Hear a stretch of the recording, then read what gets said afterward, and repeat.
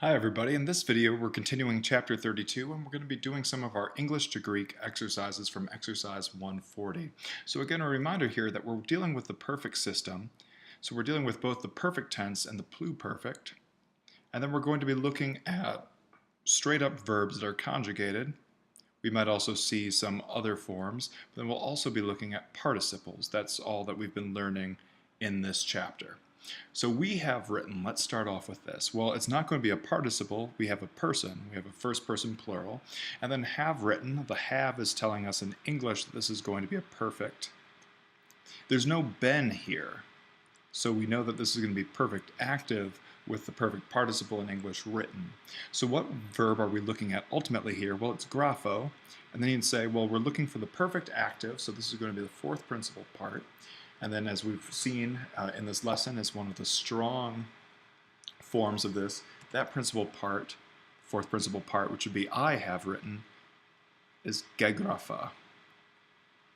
So we have the standard things that we have become used to seeing in our perfects. We have reduplication, we've got an alpha ending for the first person singular, and then we have graph, our kind of stem morpheme.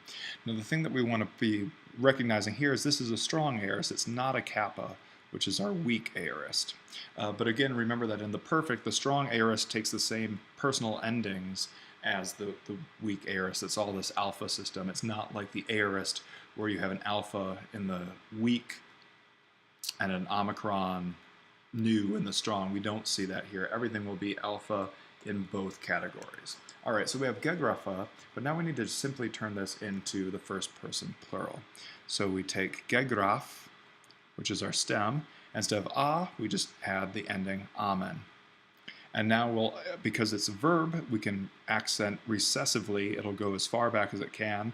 And because this is a short final vowel, an epsilon, always short, we know that the accent goes right there between the rho and the phi. So gegraphamen, that's it. Having given, number 4. So here we have no person, and from the way that we're seeing this with an ing verb, we know that we're here looking for an active participle. Great, and this is from the verb give, which is what, again? So this is didomi. All right, well that's the first principal part. What is the fourth principal part? You can't make it up without knowing, but remember that the stem of this verb is do, to give, and you had perfect reduplication just as you had the present reduplication with the iota of didomi. Here we have dedo, and then we're going to get ka, a standard weak perfect ending. So that's the verb I have given. But we don't want that. We want a personal or an impersonal participle, right? We don't know much about this other than it is a participle. So we don't know anything about it really. We don't know, given this in English, its number, its case, or its gender. So this is somewhat of an impossible question to ask. How do you translate having given in Greek? You'd say, well, it really depends on context. So let's at least start off the nominative and the genitive options of this participle. So we can assume this is likely going to be a nominative, but it could be accusative, it could be genitive, who knows? So remember our endings for the perfect participles will have dedokos, dedok. So all these things are going to be, the break there is after the kappa. Huia, sorry, I should come back and erase that. And then finally, os. And the thing that you should note here, which I had screwed up there, is that the accent hits a wall at the end of the stem. It cannot go back further. So that's why we have it on the first diphthong here of huia, and we have it on the os and the os. And then if we were going to go now into the genitive, we have autos, that's a omicron there, and then huias, with the long alpha there, so that becomes just a acute accent over the iota of the diphthong, and then autos also in the genitive, and of course these things would go down. So we would have 12 more, 20 options for the participial endings for translating this. We need more information of case number and gender to be able to translate this accurately, but we do know it's an active participle. That's the key. All right, number 6. They have been pursued. Again, I was going every third question, 1, 4, 7, but I wanted to get this third person plural. passive into the mix.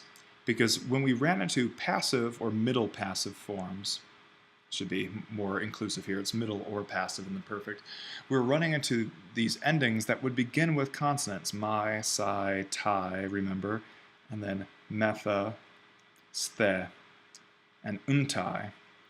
And remember that we had certain rules for all of these forms where a mu plus a chi or whatever it was going to be would turn into a certain thing. Here with the untai, we did not have that. We had to create our own periphrastic form. So that's what we need to look up here, or at least put down in our text. So let me get a new color. So they have been pursued. Let's talk about that in English before we go to forming the Greek. Have, this is what's telling us it's perfect. And it's not pluperfect because that would be had. We would use the past tense of the verb to have in English. So this is simply perfect, but it is passive rather than active because we have this form of the verb to be there, and then our perfect participle in English, pursued. And then third person plural, that's what we get from the they.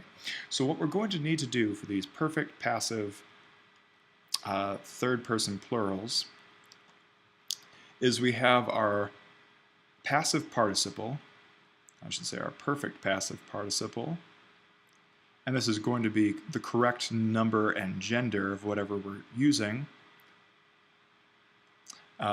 And then a form of the verb to be. So this will always be nominative, but the number and gender is somewhat up for grabs. And that third person plural is going to be asin. And the accent will follow rules. We'll get to that when we get there. I should say that the number 2 is going to be a given here because it's always going to be plural. Since the singular ending, just tie, does mix with these consonantal endings that we've already come across. All right, so that's all very useful. Now let's get down to business. So the verb is pursue. And that, of course, is dioko in the present.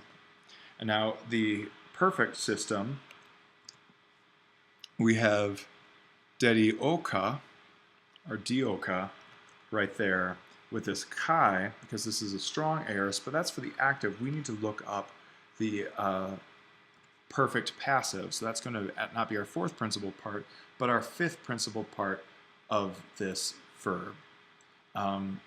So according to Shelmerdine, as I'm looking at this on page 266, it doesn't exist, but we can create it.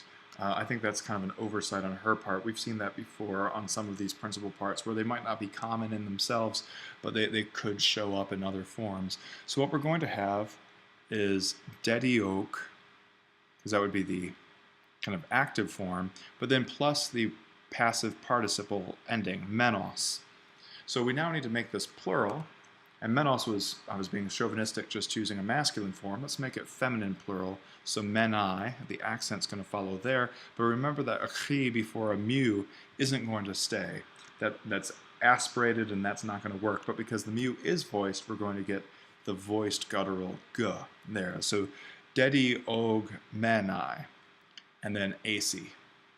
And maybe an asin because it's the end of the sentence. And note here that because this is an enclitic and this is a acute accent on the the penult, the second to last syllable, we're going to get an accent right there, especially if it's the end of the sentence. It'll stay acute, so we could just leave it like this.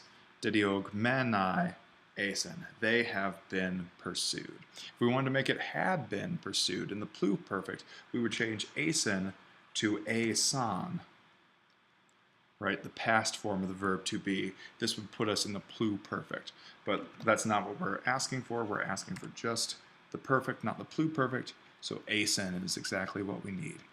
Good, next, I have shown. So here this is going to be first person singular, and this is showing us we're in the perfect, not the pluperfect, it's just have, and there's no form of the verb to be, so we're active. So this is a perfect active, first person singular, which just happens to be our fourth principal part.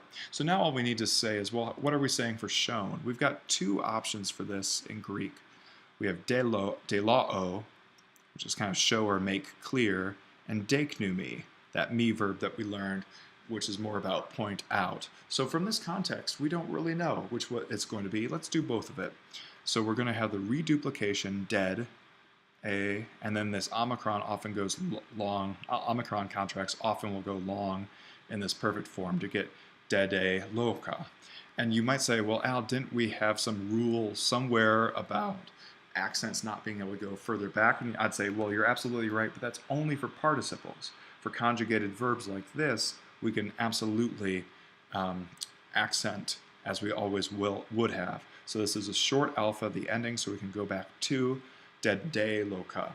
Purely reflexive because it's a verb, it's not a participle. Now, deichnumi is slightly different. So we've got, again, the same reduplication is going to be in play. So we start off with degd, and then we get the same vowel cluster, even this diphthong, dedeik, but now we have a chi followed by an alpha, so dedeika. Again, because that alpha is short, the accent can go down to the antepenult. So I have shown one of these two ways.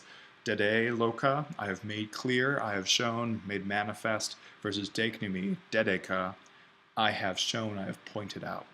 All right, last but not least, number 10, having been taken. So note, again, we have no person here. That's missing, person and number. So what we're dealing with here is participle, right? But we do have a form of the verb to be, so we're talking passive participle of the verb to take.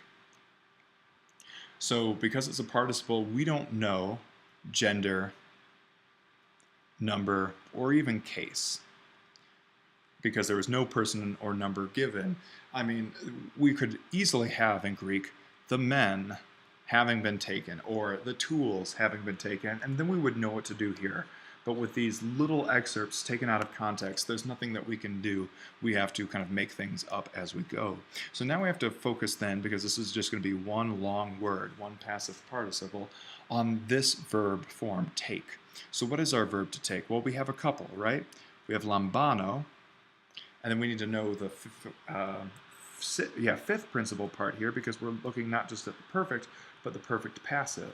So you would go to your chart, and I think this is on page, I don't even know, page 266 or so, and you would say, well, what is the fifth principal part of lambano? And say, oh yes, that is elemai, because this is a short diphthong at the end, the accent right there. So this is I have been taken, but that's not what we want to do. We want to make this a participle. So we're going to remove the personal ending there, and now we need to put on the correct participial passive ending, which is, of course, menos. But now we need to say, well, we don't know if it's masculine, feminine, or neuter, so it's going to be one of these forms, and then the genitive will kind of, we'll have our standard first, second declension adjectival endings, os, u, o, on, a, ace, a, on down the line, ooh, here, oh. So we know how this works, but that's going to be the thing that we need as our essence, our fifth principal part. But lambano is not our only verb for to take in Greek. We also had that other verb, hyreo, epsilon contract beginning with a vowel. So again, we could talk about how this gets formed, because we're gonna have vowel reduplication at the beginning, and this a plus I, this a plus I, this diphthong, is going to become an eta with a iota subscript, and then the rough breathing is maintained. So we're going to have he, re, and then we'll have our personal ending, my. This is our fifth principal part of the verb hyreo, heremai. All right, well that's good, but now we need to put on our participial ending. That's going to cause a change in accent, and that's going to be menos, mene, menon, again in the middle passive, although clearly we're dealing with passive here, but these are middle passive forms, and the accent will always be on that epsilon right there. And this is our form, so exactly the same. We're going to have the whole declension as possible. We don't know what case number and gender this is, just based on this one little sample. All right, so that's what we've got now in lesson 140, exercise 140. See you in the next lesson after we've talked about some of these extra uses of the participial our supplementary participle. That's what I mean to say. See you.